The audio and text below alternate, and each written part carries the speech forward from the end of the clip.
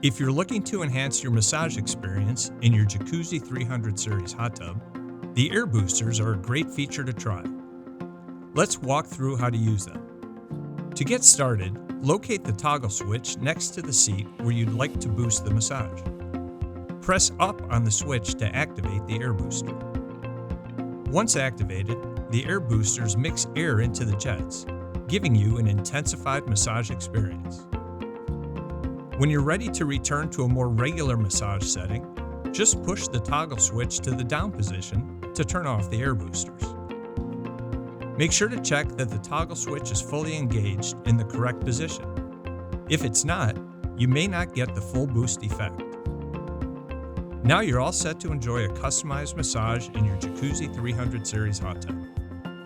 If you found this video helpful, make sure to subscribe for more maintenance tips from The Great Escape.